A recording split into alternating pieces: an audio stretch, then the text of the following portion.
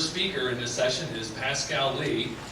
He's a member of the member of the technical staff at NASA Ames Research Center, and his talk will be Mars on Earth, the Mars Analog Site at Devon Island and the Mars Arctic Research Station. Thanks, Tom. Okay, good afternoon, everybody. I'm going to talk to you this afternoon about some work that we've been doing at NASA lately, in particular in the Canadian High Arctic, to identify and characterize a new Mars analog site, and in the process to use this opportunity to learn how we will explore Mars when it's time to get humans there. Now, a lot of thought has been given to how to get humans to Mars, and of course Robert has contributed tremendously to that in scenarios such as the Mars Direct Plan. NASA itself, of course, came up with the design reference mission. The whole idea being that, of course, you use in situ resources, propellants that you create on Mars to fly yourself back, if you so desire. And so that is a well-honed idea. The theory is pretty solid. It's just a matter of building the hardware, and there's not even any secret there. As far as the rocketry is concerned, going to Mars and coming back, barring recent experiences, ought to be something that we can handle. But one thing that is often overlooked is what on earth are you going to do on Mars once you land there? And in fact, according to a generic scenario whereby you have to spend 6 months on your outbound journey to Mars and 6 months back, it turns out that the stay on Mars in a typical scenario on a conjunction trajectory is to stay on Mars for a period of about 18 months. And so 18 months out of a total of a 2.5-year voyage means that 60% of your time away from the Earth is actually spent at the surface of Mars. And you're not spending your time at the surface of Mars walking in and out at will. You are confined to your lander, which is a small habitat, and a pretty generic scenario has you stay with your teammates, maybe 4 others, maybe 3 others only, maybe 5 others if you're lucky, okay, for 18 months in a habitat that will be roughly 8 meters in diameter and might have 2 decks. This will be your home, your lab, your bedroom, your pool room, your gym, your kitchen, your workshop, your lab, your surgical ward, everything that you might need. All right. This is the mother of all camping trips that we're talking about, and there is no room for big mistakes. You have to take everything that you need, all the food that you will need. The water, you can recycle it. Okay. The food, well, those of you who want can use recycled food as well, but you can only do that to some extent. And the point is, it's an endeavor that will take just very careful planning. And in fact, if you try to think about it, what if you were to spend, right now, 18 months anywhere on Earth, inside the little habitat with a team of 4 people, going out as if the external environment was lethal to you? How would you actually plan this trip and your time inside, and what would you do, and how would you go about doing your work and carrying out your exploration tasks? And when you think about that, that would already present a huge challenge. We, of course, don't do that for obvious reasons. We don't need to. But if we were to do that on the Earth, even in Antarctic stations, the constraints are a lot more loose because you can go in and out at will.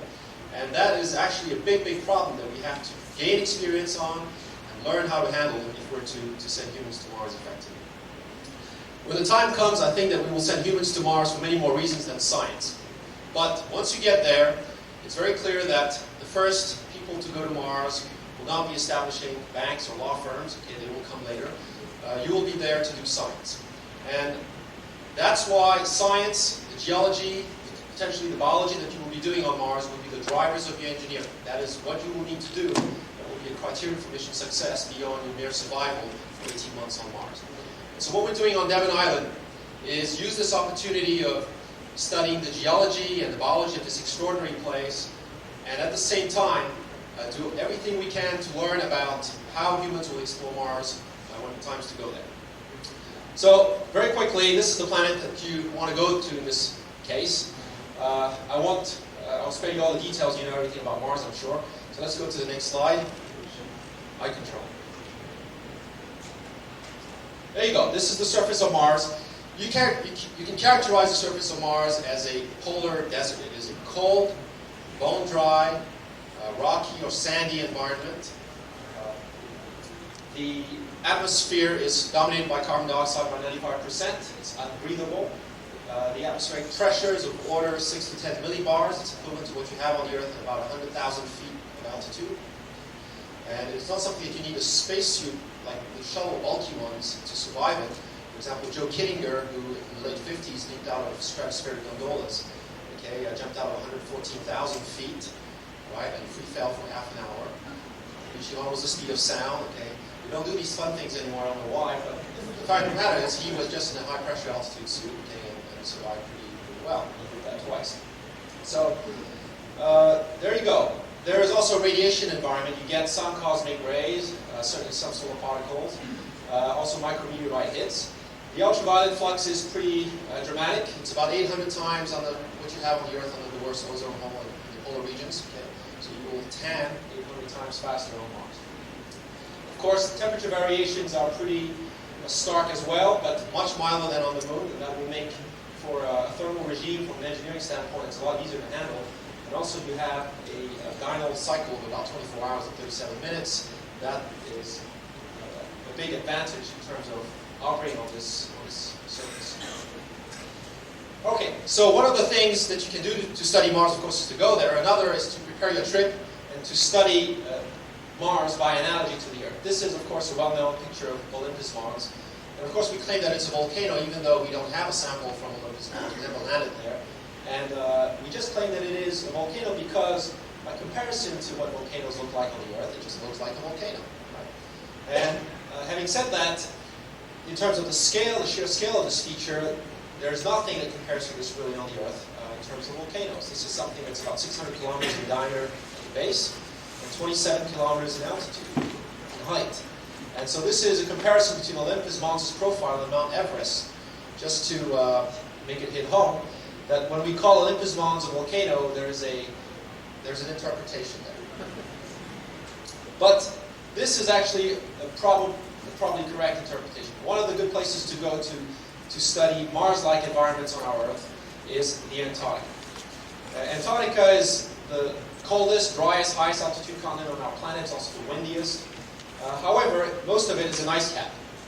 And in fact, I've spent something like a year of my life in Antarctica and 5 summer field seasons doing work there. At one point I spent 15 days at this particular spot, so this was a view to the north. This is a view to the south.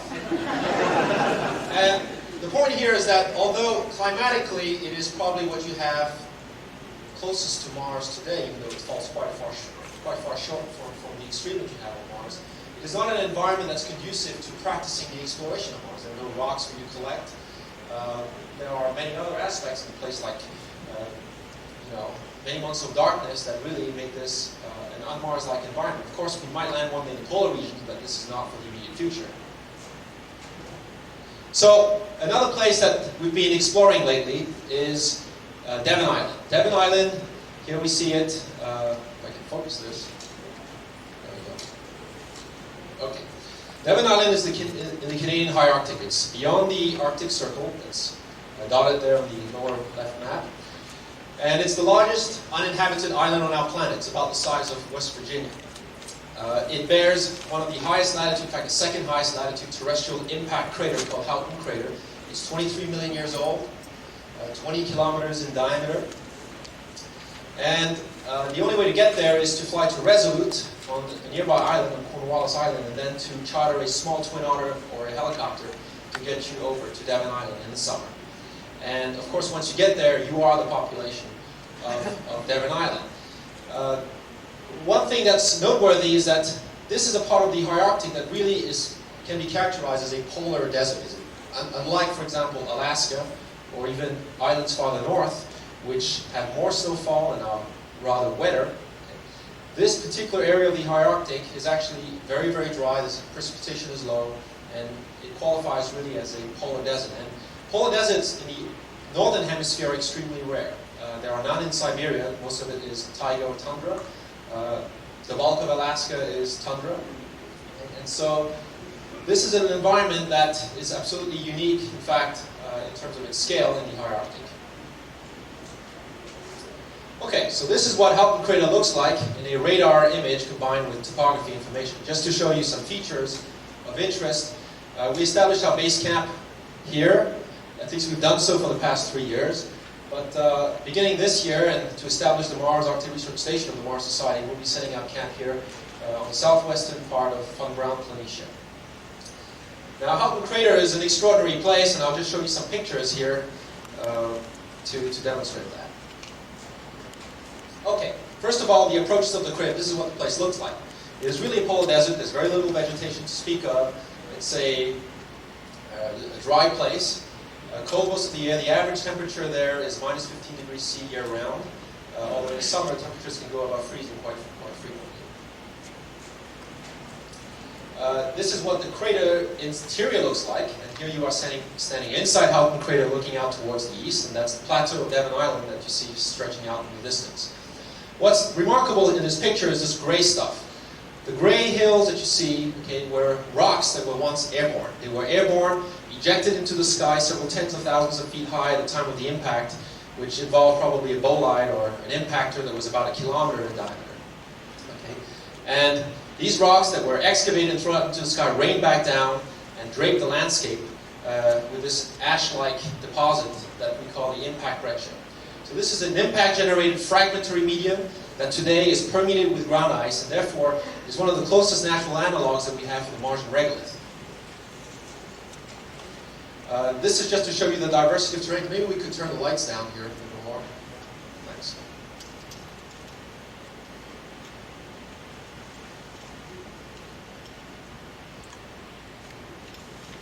Okay, thanks very much.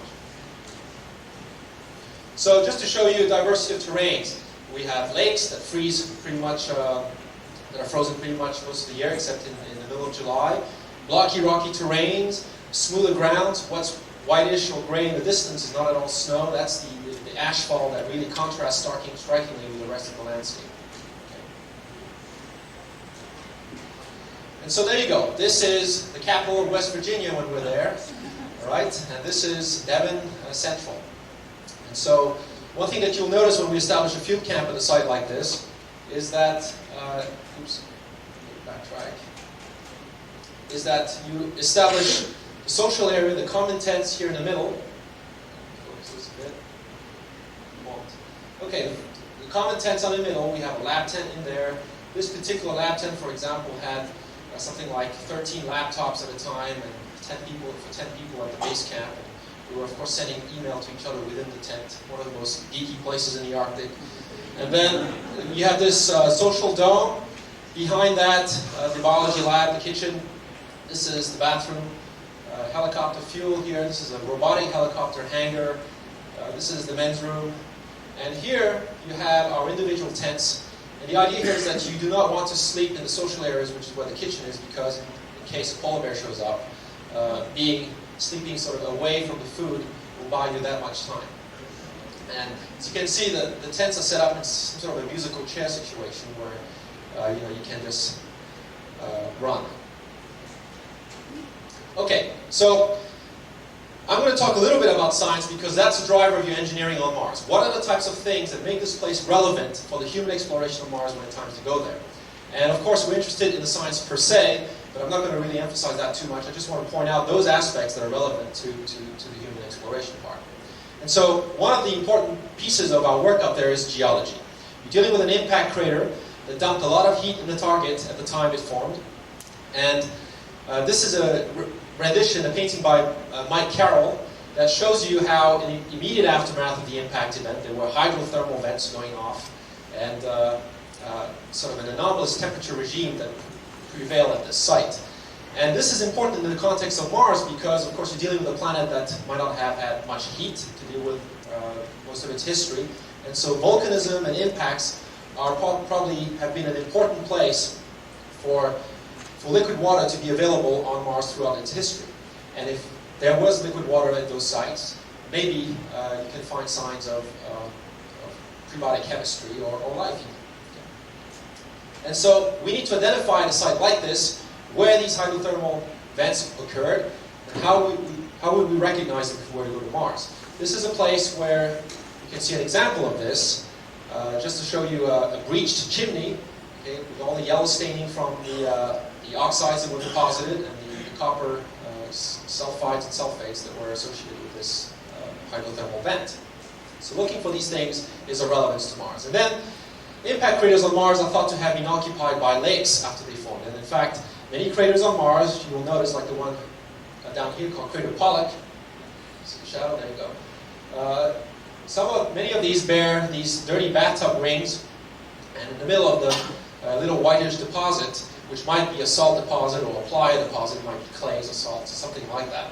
And so the point is, if impact craters on Mars or lakes, they become very important candidates for our search for signs of life, past or possibly even present. Okay, and so, what about Houghton Crater? Well, Houghton Crater itself was occupied by a lake immediately after its formation. The lake is now long gone, but remnants of the ancient lake beds are still preserved very beautifully. And there you go. You can go find these. And you'll notice that you won't see the lake beds if you're just looking at the very top surface of this. In fact, the upper layer is disturbed because it melts and thaws and refreezes every year. It's disturbed. But if you dig down a bit, if you're able to look through a section that you, like a fresh woodcut, then you will see all the fine bedding. And in these sediments, we have recovered things like the bones of a giant rabbit, the bones of a small rhinoceros, tree bark that you can actually still burn because it's so beautifully preserved. All of this dating back to 23 million years ago. And in fact, it's the only record of this time on the Earth that we have in the Arctic anywhere on our planet. It's preserved inside Houghton Crater, which points to the importance of impact craters as sites of paleo-environmental record keeping. Okay? And so, of course, we don't know who ate who, the giant rabbit or the little rhinoceros. But we've been drilling these sediments using technologies that are consistent with Mars. This is drilling without using any liquid water to lubrify or cool the drill bit. We're drilling dry because, of course, if you use liquid lubricants like water on Mars, it will just freeze in the regolith, and so you don't want to do that. You want to drill dry to sample your lake beds. And so we add to our challenge of drilling into permafrost the fact that we cannot use drilling fluids to make it easier. And with the record that we collect from these samples, we're able to reconstruct the environment at the site at the time of the impact. It wasn't quite a polar desert then. You can see in the lower left the giant rabbit running after the rhinoceros. Okay, another thing that you can study up there is ground ice. Okay? Now, ground ice, when it's present near the surface, will often reveal a pattern, such as these polygons or these mounds that you see in the middle there, that are characteristic of the fact that you have ground ice very near the surface at those places. And in fact, these patterns are the result of cycles of freezing and thawing as well. Well, on Mars, there are many places, particularly in the northern hemisphere, where you find similar patterns at similar scales. And the point is, that is important because if it means that there is ground ice to be found near the surface, you want to be able to find it on Mars. This is an instance where one of us is dragging along the ground-penetrating radar, the antenna is that little box in the far right, and as you drag this along, this little mound on top of which we are standing here, you will be able to find where the ground ice is. Once you've detected it with the radar, you dig, there you go, a lump of clear ice that you can extract. These are technologies that would work on Mars. You change the frequency because the electric constant will be different, but the point is you can find subsurface, buried ices and other resources on Mars using technologies like that. And then another aspect of the geology of the site that is perhaps the most intriguing in my view is the following.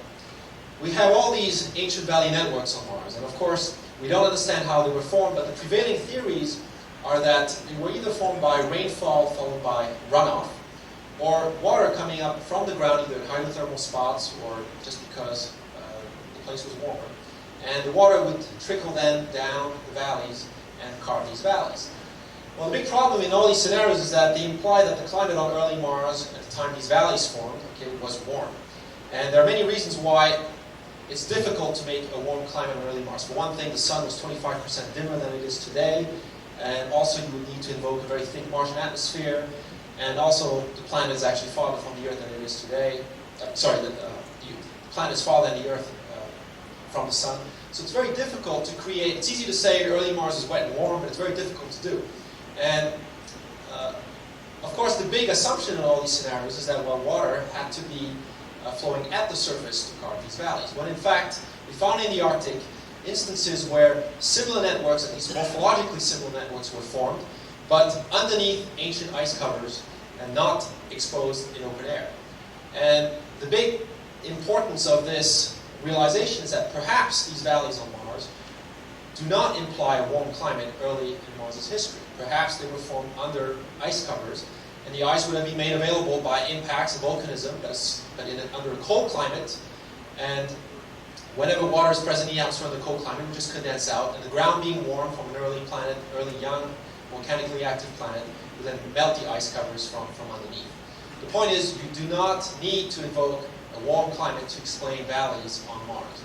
And this is just to show you what we're seeing on Devon Island. Valley networks that are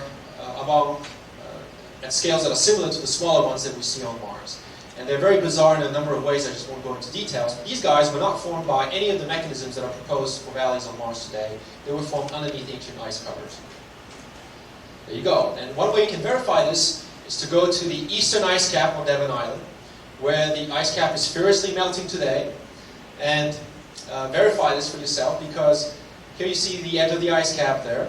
It's receding, and as it recedes, it's exposing these finger-shaped valleys, okay, that were carved underneath the ice cover in the past 8,000 to 10,000 years. And so this is an extraordinary instance where you can actually establish a particular mode of origin of these valleys on Devon Island by seeing the process still taking place today. What about canyons? Well, canyons on Mars are plentiful, okay, and they are, however, very bizarre. Look at these guys at the bottom of this slide, all right? They wind along, they're V-shaped, and the most interesting thing is that they seem to just cut into a plateau that otherwise does not show any features, not many valleys or anything. They just seem to just cut through the plateau. Well, this is a very bizarre morphology, and yet we see this on Devon Island. We see a plateau, all of a sudden, and a winding V-shaped valley, and in all these instances, you're dealing with actually glaciations. These are glacial valleys, and do not believe your textbooks where glacial valleys are supposed to be U-shaped. This is all nonsense. Okay? There are many valleys, in fact, on Devon Island that are clearly glacial in origin and that are V-shaped. This, for example, is one of the canyons that you see on Devon Island that's carved by glaciers that are now long gone. And this is a maze, just like Noctis Labyrinthus on Mars, okay, a maze of canyons on Devon Island that is of glacial origin. Okay, and just to verify that glaciers can carve V-shaped valleys, here's a V-shaped valley occupied by moving ice. Okay, so enough of geology. The point is you have canyons, you have valley networks, you have an impact crater, you have hydrothermal vents, you have ancient lake beds. That's just for the geology. What about the search for life? This is a spot where we stopped once just for a lunch break. Okay? And so you drive around on your little rover there. We each carry a little flag because from a distance you can't tell who's driving what rover. Okay, so the little flag identifies you. Right? It's just like everybody's wearing the same spacesuit, so you can't tell.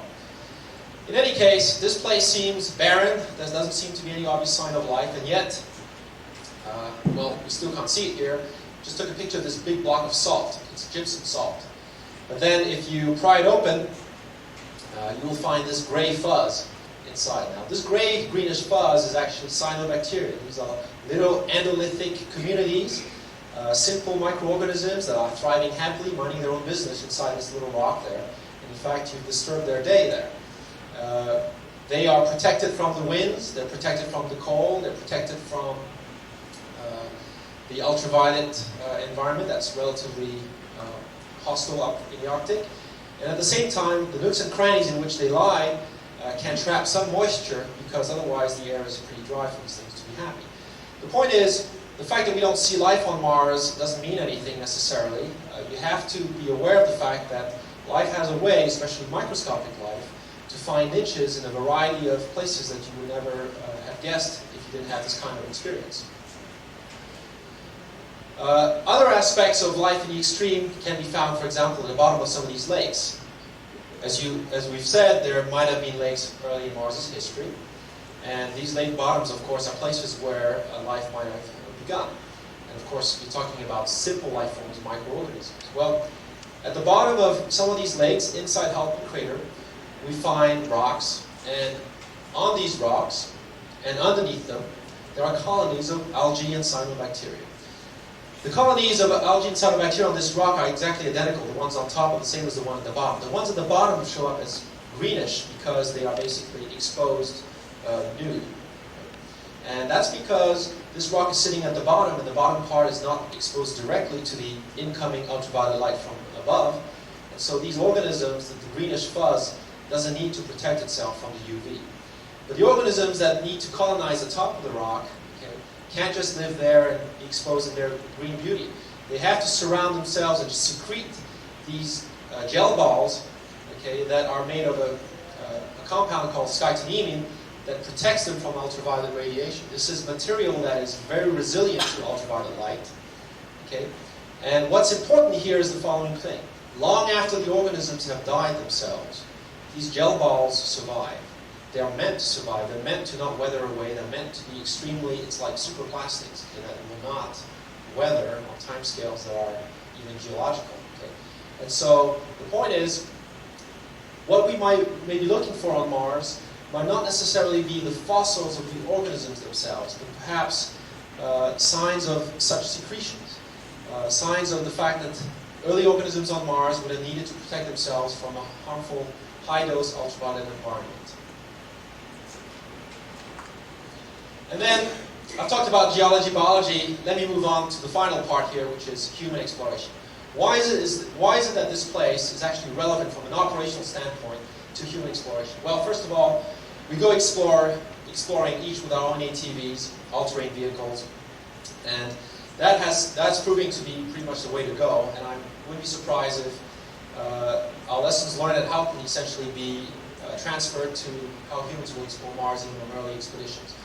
It is better to have a pressurized rover to increase your range, but it's not necessarily an either-or situation. You probably want a combination of two types of vehicles. These are for extreme mobility in the field, and you're better off than being with a buddy on the same rover, because if the rover breaks down, then two people have to walk back. In this instance, not only do you have more autonomy, but at the same time you have a redundant transportation system. Each of these vehicles can carry another person back. By going out in teams of 3, 2 people can pull a third one out of the mud. On Mars it might be a sand dune or something. So we're learning a lot about the buddy system up there. 2 doesn't seem to be enough for long traverses, by the way. And so there's a vast landscape, okay? West Virginia, all for you to drive across without any roads, and nobody to worry about, no power lines, nothing. You just roll. There you go. And here's an instance where one person is trying to pull another one out of mud. Of course, we navigate, we can use GPS, but often we don't. We, on purpose, just use air photos to support our navigation to learn how to do that well. We learn how to sample rocks. Here you have 2 options. You can either bring that whole rock back to your base camp, or you will sample it using Mars-relevant tools. Okay? That's an ejector block, yes. It's actually a beautiful one. You also learn how often you stay in your vehicle versus how often do you walk off of it. And these are statistics that are important for planning EVAs. You want to know, as usual in geology, anything that's interesting is inaccessible. Okay, so there you go. You have parked your rover as close as you could to your outcrop, but ultimately you will have to hike up there to get to what's interesting or fresh looking. And then you'll have to learn how to identify. Astronauts who will go to Mars will have to learn to pick up things like this. This is a stromatolite fossil embedded in ancient dolomite. Okay, and then we also deploy robotic systems. This is a robotic helicopter. On Mars, it might or might not be the right way to fly. In fact, probably it would be the wrong way to fly because all the dust would kick up. But the point is, we're using robotic airborne platforms to learn how to use them for exploration and surveys. We're also learning how to design robotic assistants for astronauts who have to do geology. This is a graduate student who has a thesis to finish. Okay, he really needs to get the geology done. We put him in a fire suit. The point here is that we need to just impair his motions and senses to some degree. And he's being followed on all his daily traverses by another graduate student who's writing a thesis on robotics. And the idea here is to study what are the requirements really of a robotic system to support an astronaut in the field. And we're ending up with systems such as an ATV that will be, of course, voice controlled, something that can be that can take you back without you putting your hands on the handlebars, because you need to keep your glove on your punctured suit. Okay? And so these are just ideas that are coming out of our fieldwork up there. There you go, you're being driven home by your robotic ATV. And we also learned how to do mission control operation. I'm going to wrap up real quick here. On the right, you have an astronaut who's just found a rock. He might not be a geologist. Is it worth bringing back 20 miles back to camp? Is this a rock of interest? Is it a fossil? Should we leave it in place for more thorough searches? Well, the geologists at camp can assess that by this wireless video high bandwidth link in the field over a range of about 20 kilometers. These are systems that actually are not available commercially off the shelf, and you have to design them to prepare yourself to work on Mars. In this instance, we began work last summer between the NASA Help Mars project and the Mission Control Center. On the right, a person who is waving at us 20 minutes ago at Mission Control Center. And on the left, somebody at base camp on Devon Island. And in fact, this coming summer, we will have a 3-week period during which we will have formal links between Mission Control and our site on Devon Island, with us being labeled as Mars. And the Mission Control Center has just created a new annex called the Exploration Planning and Operations Center, which is destined to learn how to support humans beyond low Earth orbit operations. Okay, and then the big addition we hope to get to this whole project this year comes from the Mars Society. Mars Society is proposing to establish the Mars Arctic Research Station, also known as Flash Logging Station. This year we will just focus on the central habitat. This is an old rendition of it.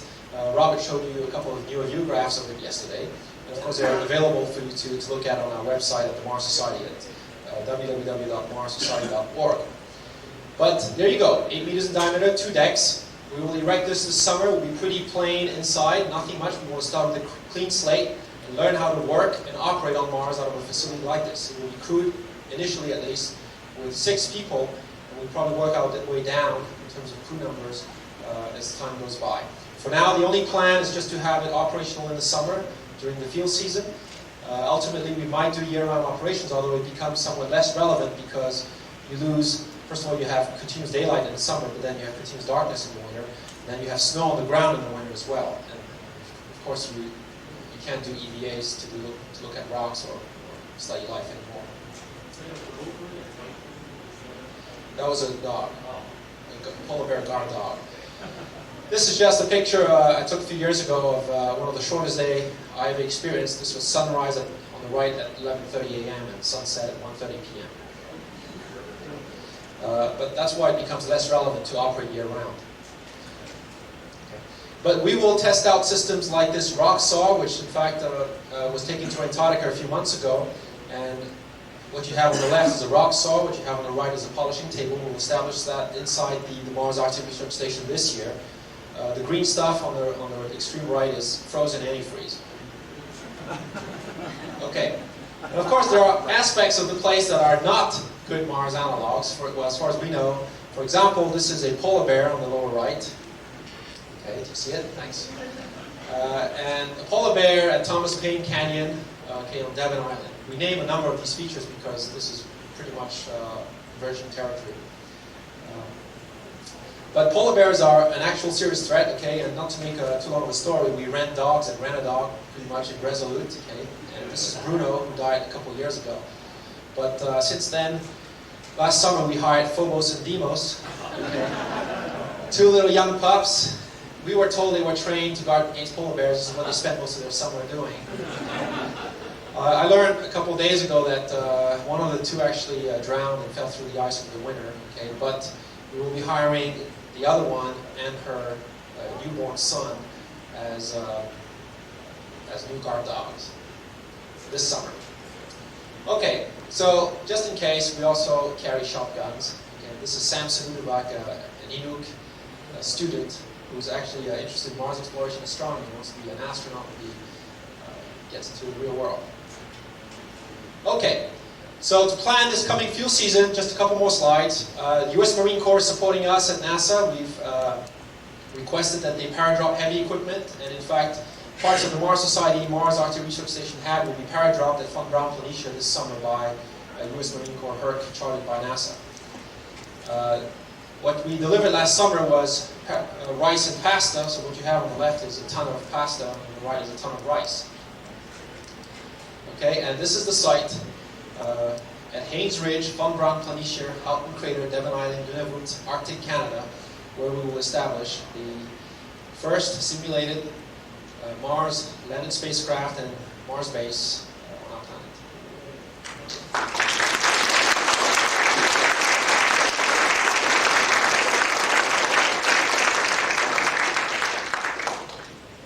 Time for a couple of questions. Are you funded by the agricultural? No, that was Jim Rice. He's, Who do you think they were taking to that? Jim Rice? And would you also, also your own it's already being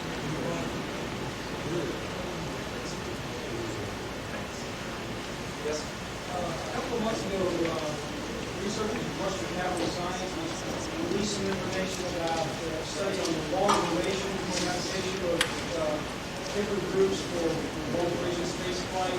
They recognize a lot of serious problems and people wanted to leave the test facility. Are you incorporating that kind of research? The question is, are we incorporating human factor studies, okay, in our program? The answer is yes. Human factor studies, in fact, have been going... See, there are two projects going on in the Arctic. Something I didn't really take time to explain. There's the ongoing NASA Help the Mars project, which started 3 years ago, okay, and which involves science and exploration research as well. And of course, the new contribution to the Mars Society is the Mars Society's first expedition up there. And of course, the Mars Society is bringing the Arctic station, which will enhance a lot of what has been started up there already. But human factor studies is something that's been going on at NASA, across the board in Antarctic stations with a space application, space applications in mind. And up at our field camp until now, we've had not so much human factor studies from the psychological standpoint, but human factor studies in terms of organization of work. Now, what's going to begin, I think, this summer is a first questionnaire type of study, which is actually directed from a research standpoint by NASA Johnson. And that is actually straight down the line of psychology and human factors for the field team on the NASA Help Mars project. But it is my wish, and I'm sure it's going to happen, that the Arctic Research Station of the Mars Society serve as a test bed for some of those studies. The big thing about human factors is, what you're doing matters. If you're cooping up 5 people in a basement in some space center in downtown somewhere, well, they might not get along, but there could be many reasons why that's the case. For one thing, they're not faced with a life and death situation, which really needs to bind them together. I've actually spent a year in an Antarctic station, and I can tell you that there are frictions, okay, when essentially life and death is not involved. But at other times, one time the power generator and the backup died. Okay, we had 30 minutes to get all the generators started up, otherwise all the water lines would freeze. Okay. Well, when that happens, everybody is buddies, okay? We all work. So I think that what you're doing matters very much. In a case where you're going to be training for an actual mission to Mars, where teamwork is paramount to success, okay, you should have fewer problems. Yep. What is your power source and average power consumption of the population? Okay, on Devon Island this summer will be a total of 60 people going up there, but a cruising population of about 30 people at camp. We're going to have something like 10 kilowatts worth of power, and all in the form of several small generators, one diesel at 3.5 kilowatts, several at 1.5, a couple at 600 watts. They're all gas generators, well, gas and diesel. Yep. What plans have you made for disposal of waste products? Okay, that's a good question. Plans for disposal of waste.